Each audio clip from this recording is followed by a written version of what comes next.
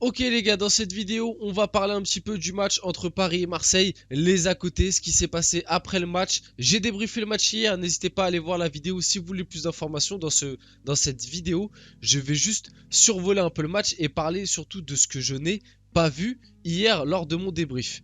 On va aussi parler un petit peu du cas Campos, du cas Galtier, du cas des joueurs, ce qui se passe un petit peu dans ce club parce que ça nous rend fou. Je vais essayer de pas trop m'énerver, je vais essayer d'être un peu plus concis même si j'ai beaucoup de trucs à vous montrer. Ça va être très compliqué. Salut à tous, c'est Asial. Je me suis même pas encore présenté. Euh, voilà, aujourd'hui on va parler un petit peu de tout. Déjà, Marseille-Paris, hein, le Classico, hier soir, Coupe de France, défaite du PSG 2-1, un match catastrophique, un match honteux. Je l'ai débriefé, n'hésitez pas à aller le voir comme je l'ai dit, débrief de 12 minutes. Je pense que j'en ai assez parlé, même si on va revenir sur 2-3 trucs dans cette vidéo. Et on va commencer tout simplement, désolé pour la petite notification, euh, cette action. Cette action qui a fait le tour du monde. On est à la 95e. 95e, hein, il reste 6 secondes là à jouer. On est dans les derniers instants du match. Et le PSG, voilà, fait une petite passe à 10, tranquille. Donc l'action commence. Messi a la balle à droite, fait la passe à Fabian. Fabian qui, là, j'ai pas tout mis pour les droits d'auteur, mais Fabian qui va retoucher Messi une fois avant que Messi touche Neymar là sur cette action. Mais Neymar qui va retoucher Fabian pour retoucher Messi au final et que on est passé quasiment 20 secondes à rien. Voilà, à rien. C'est honteux. Cette attitude est honteuse. J'ai enchaîné en mettant cette photo. Pourquoi avoir mis cette photo de Kipembe et Mbappé? Tout simplement pour dire que sur le match d'hier, il n'y avait pas assez de Parisiens. Il n'y avait pas de Parisiens. Qu'est-ce que vous voulez que Messi, il en ait à foutre de gagner un Classico? Il faut que nous, le club, et ça commence par les dirigeants, par les joueurs qui sont en place depuis plusieurs années, par le directeur sportif, l'entraîneur, l'important des classicos. Vous croyez que quand Messi ou Fabian ou je sais pas, quand Messi il était au Barça, il voulait pas gagner le classico contre le Real. Hier, il a pas du tout donné l'envie, il a pas montré l'envie d'un mec qui veut gagner un classico. Et c'est pas le seul. Il y a lui, il y a Vitinha qui a été catastrophique, j'en ai parlé dans mon débrief, qui a pas été bon en numéro 10. Je comprends même pas pourquoi Galtier l'a mis là, mais bref, le cas Galtier, on va aborder juste après. La culture du Classico, hier, elle n'a pas été respectée. Il y a quelques joueurs qui ont essayé de mouiller le maillot, pardon, je dis bien essayer. Il y a Marquinhos qui était un peu mieux que d'habitude. À certains moments, on peut dire un peu Neymar, même si fautif sur le deuxième but. Nuno Mendes qui a été bon. Verratti, comme d'habitude. Et c'est tout. Et Donnarumma, pardon, mais Donnarumma l'expression mouiller le maillot, on l'a pas trop vu parce que voilà, il met pas d'intensité, mais sinon, le reste, c'était très faible. Et il manquait des vrais Parisiens, comme Mbappé, comme Kipembe, qui, eux, dans les classicos, souvent font la diff et sont souvent très bons. On va parler un petit peu de tout ce qui s'est passé, du coup, d'après-match, parce que, bah voilà, comme fallait s'y attendre, les deux. Enfin, les quatre qui ont le plus pris hier après la défaite, c'est le duo Messi-Neymar et c'est le duo Campos-Galtier. Donc, je voulais revenir là-dessus. Sur les équipes vraiment cohérentes que le PSG a affrontées cette saison, c'est Monaco, tu fais match nul. Benfica, tu fais 2 fois match nul, ce qui te fait passer deuxième. Et à cause de ça, tu vas jouer le Bayern en huitième de Ligue des Champions. Hein. On va jouer le Bayern là dans moins d'une semaine. On y va avec les genoux qui claquent. Contre Lens, qui était au moment où on les a joués deuxième de Ligue 1, tu perds en te faisant froisser. Contre Rennes, qui est quatrième de Ligue 1, tu perds en te faisant froisser. Et là, contre Marseille en Coupe de France, qui du coup est passé deuxième actuellement, tu te fais froisser et tu perds aussi. Le PSG de Galtier s'est fait battre tactiquement face à chacun de ses coachs, pardon. Et je voulais en parler de tout ça parce que Galtier, je vais enchaîner avec ça. Regardez rien que sur le match d'hier, Neymar a demandé des changements tactiques et notamment d'avoir un point de fixation devant. Hugo Ekitike est parti s'échauffer.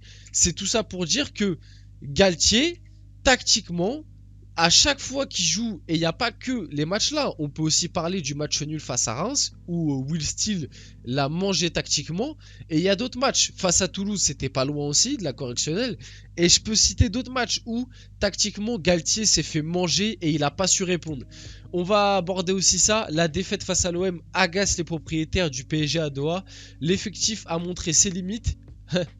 Marrant qu'on entende ça, sachant que tu as ton directeur sportif Luis Campos et ton entraîneur Christophe Galtier qui, il y a 4-5 jours, juste après la fin du mercato, te disent l'effectif est bien, on voulait juste un petit renfort offensif, mais c'est pas grave, on a de quoi faire. C'est marrant d'entendre que l'effectif a montré ses limites.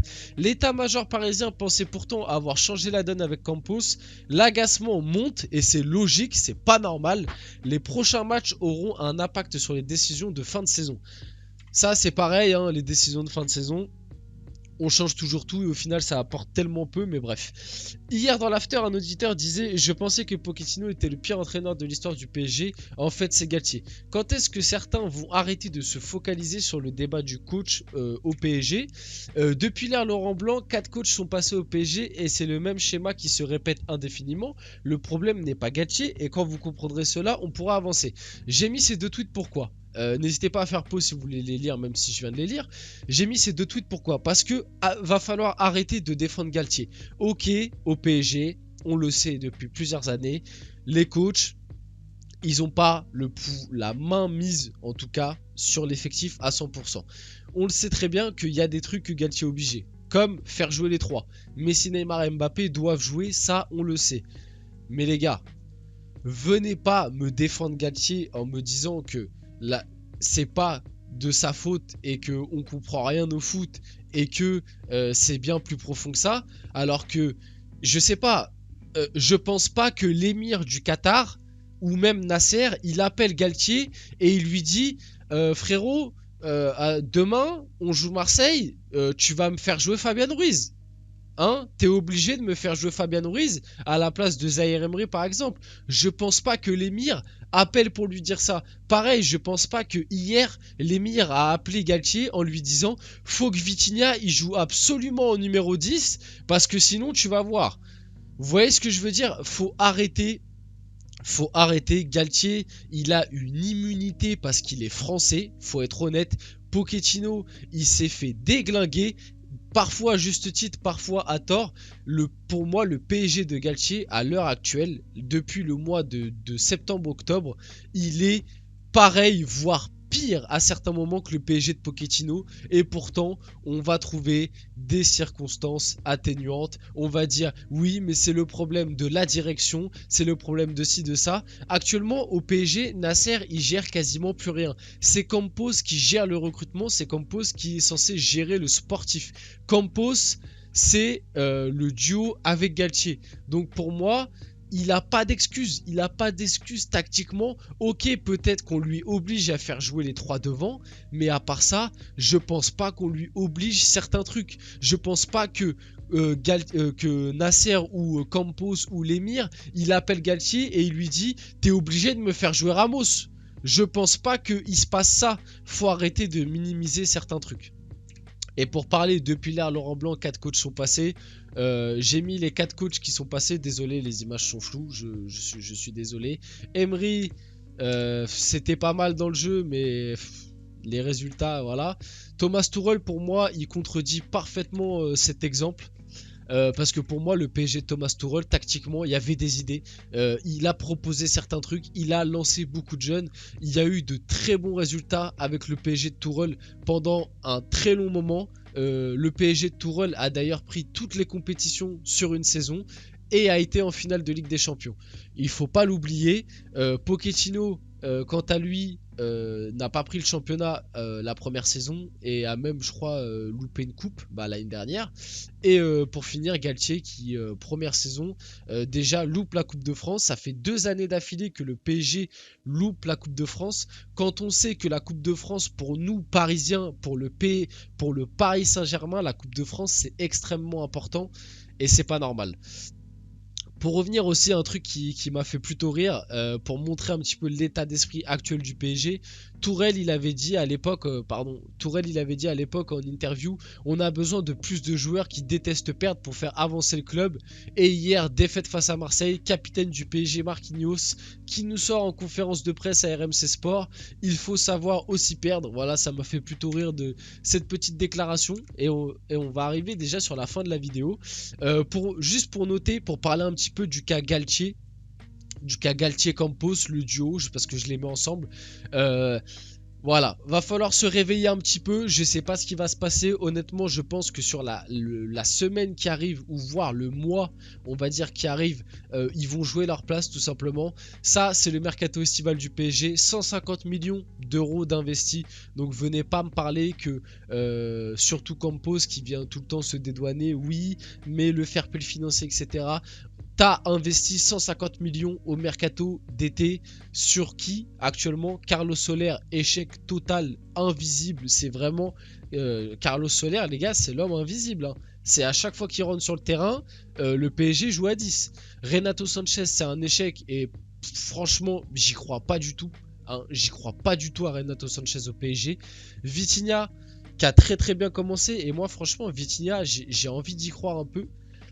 C'est peut-être que voilà j'ai tort, mais Vitinha, je pense que malgré tout c'est une bonne recrue, j'ai envie d'y croire. Fabien Ruiz, c'est pareil. Je pense que c'est pas si dramatique que ça. Et Fabien Ruiz, j'ai envie d'y croire sur la durée. Par contre, Ekitike, pour moi, c'est pas possible. Pour moi, Ekitike, c'est une erreur de casting complète. Mais complète. On nous a sorti des sornettes. On nous a sorti on nous a banane, tout simplement. On nous a banane en nous sortant que Ekitike, c'était un profil qui manquait en attaque au PSG. Un mec grand, rapide, capable de jouer en pivot.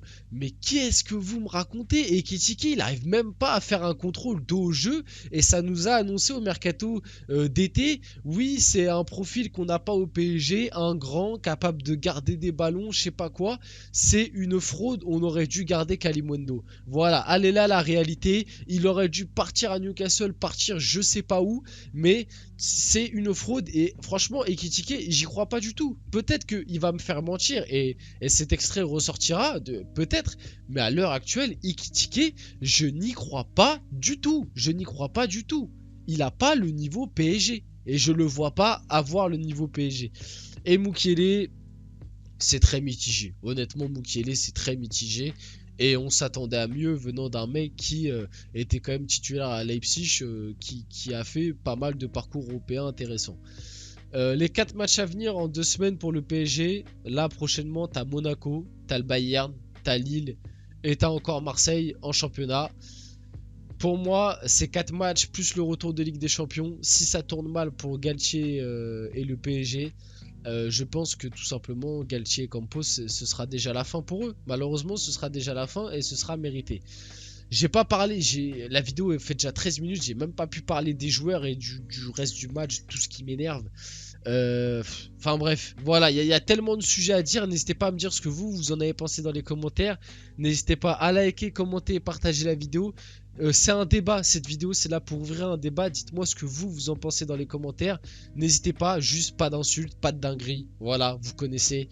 Likez, commentez, partagez si ça vous a plu. C'était Aziel, on se retrouve très rapidement pour une prochaine vidéo.